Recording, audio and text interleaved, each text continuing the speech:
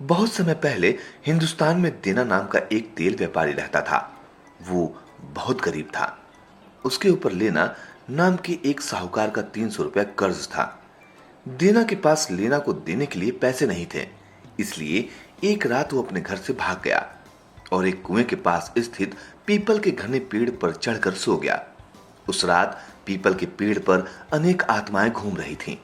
वे देना को पेड़ सहित उड़ाकर बहुत दूर समुद्र के किनारे ले गई। पेड़ के हिलने डुलने से उसकी आंख खुल गई। वो स्वयं को कुएं के बजाय समुद्र के किनारे देखकर अचंभित हो उठा। देना को एहसास हुआ कि उसके चारों तरफ चमकते हुए लाल कीड़े पड़े हैं। जब उसने ध्यान से देखा तो पता चला कि वे लाल कीड़े नहीं बल्कि एक प्रकार के चमकते पत्थर हैं। उसने उनमें से 4 पत्थर लेकर अपनी धोती में बांध लिए। फिर वो पेड़ पर बैठकर गहरी नींद में सो गया। सुबह आंख खुलने पर देना ने देखा कि वह पुनः पेड़ के साथ कुएं के किनारे आ गया है। वो अपनी पत्नी को वे पत्थर दिखाने तथा अपना साहसिक कारनामा सुनाने के लिए घर की ओर भागा। लेकिन देना की पत्नी ने सोचा कि वे बेकार पत्थर हैं। तभी वहां अपना धन मांगने के लिए लेना आ गया। उन पत्थरों को देखकर लेना समझ गया कि वे माणिक हैं। देना उनकी कीमत नहीं जानता था। लेना ने कर्ज के बदले में उन पत्थरों को लेना स्वीकार कर लिया। देना ने वे पत्थर लेना को दे दिए। वो ये सोचकर बहुत खुश हुआ कि उसे कर्ज से मुक्ति मिल गई। लेना ने वे पत्थर राज्य के वजीर को 10,000 रुपए में बेच दिए। वजीर उन्हें राजा को भेंट करने के लिए ले गया और राजा ने उसे बदले में 10 गांव दे दिए। राजा ने मालिक अपनी पत्नी को सौंप दिया।